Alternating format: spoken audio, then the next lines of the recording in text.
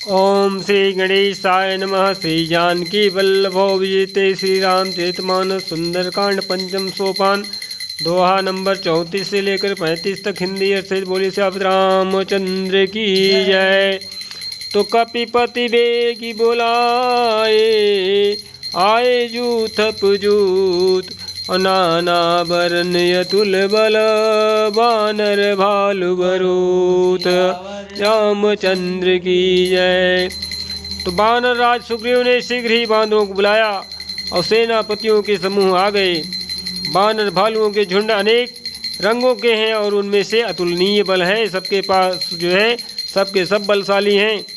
तो प्रभु पद पंकज नाम ही सीसा अगर जही भालु महाबल कीसा। वह प्रभु के श्री चरण कमलों में सिर नवाते हैं और महान बलवान रीछ और बानर राज गरज रहे हैं कि देखी राम सकल कपि सेना सिया बधि रामचंद्र की जय। जितई कृपा करि राजीव नैना सियापति रामचंद्र की जय। श्री राम जी ने जो है बानरों की सारी सेना देखी, तब कमल नेत्रों से कृपा पूर्वक उनकी ओर दृष्टि डाली कि राम कृपा बल पाई कपिंदा अभय पच्छजुत मनहु गिरिंदा। राम कृपा का बल पा करके श्रेष्ठ बानरों के अंदर मानो उबाल आ गया हो और पंख वाले हो गए हों, बड़े बड़े पर्वत हो गए हों कि हर श्री राम तब कीन्ही पयाना सगुन भय सुंदर शुभ नाना। तब श्री राम जी ने देखा हर्षित होकर के और प्रस्थान कूच के लिए डंका बजवाया। इस प्रकार से बंदर भालू जो है जय श्री राम का जयकारा बोलते हुए लंका की तरफ बढ़ना शुरू कर दिए और अनेक प्रकार के सुंदर और शुभ शकुन हुए कि जासु सकल मंगलमय कीर्ति तासु पयान सगुन यह नीति। प्रभु पयान जाना वैदेही अफर की बाम यंग जन कहीं देही। प्रभु जिनकी कीर्ति सब मंगलों से पूर्ण है, उनके प्रस्थान के समय शुभ सगुन होने लगे। इस प्रकार से जो है सब कुछ सगुन सुंदर ही था और नीत की तरह था और लीला की मर्यादा है। भगवान पुरुषोत्तम मर्यादा पुरुषोत्तम भगवान श्री रामचंद्र जी, उनकी लीला को कौन जान सकता है। अतः प्रभु का प्रस्थान जानकी जी ने भी जान लिया। उनके बाएं अंग फड़क फड़क करके जो है मानो यह संदेश दे रहे थे कि श्री राम जी आ रहे हैं कि जोई जोई सगुन जान की होई असगुन भयऊ राम नहीं सोई। जानकी माता जी को जो जो शुभ सगुन होते थे वही वही रावण के लिए अपशकुन हुआ करता था कि चला कटक को बरनय पारा राम सिया राम जय जय राम। घर जही बानर भालू अपारा राम सिया राम जय जय राम। इस प्रकार से जो है रावण की नगरी में जो है अशुभ ही अशुभ हो रहा था और माता सीता जी के अंग फड़क रहे थे। सब कुछ जो है राम लक्ष्मण सीता सहित सब बानरों की सेनाओं में उत्साह था और सबके सब सगुन की तरफ बढ़ रहे थे। असंख्य बानर और भालू गर्जना कर रहे थे। इस प्रकार से मानो लंका को ही खा जाएंगे कि नख आयुध गिरी पादप धारी राम सिया राम जय जय राम। चले गगन मही इच्छाचारी राम सिया राम जय जय राम।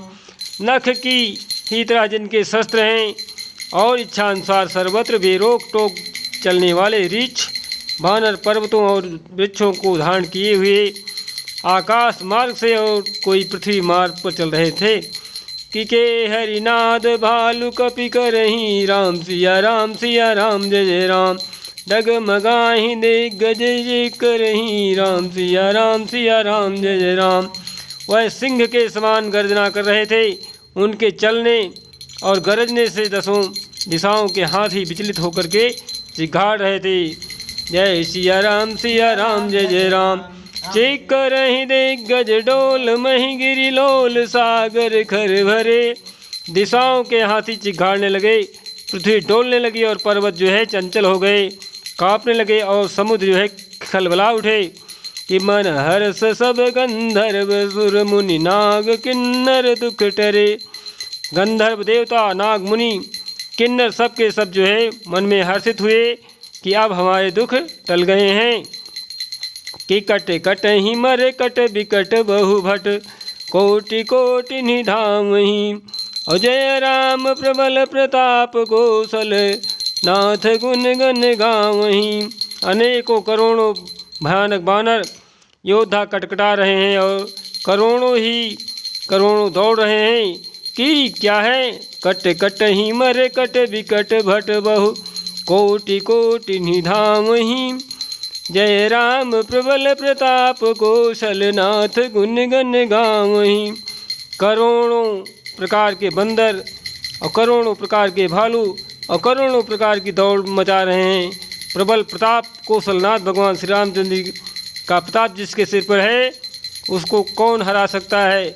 श्री रामचंद्र की जय हो ऐसा पुकारते हुए वह उनके गुणों के समूहों को जो है गा रहे हैं। भगवान श्री रामचंद्र जी मन ही मन अत्यंत प्रसन्न हो रहे हैं बंदर भालुओं को देख करके।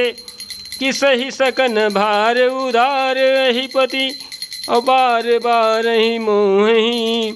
गह दसन पुनि पुनि कमठ पृष्ठ कठोर सो किमि सोहि।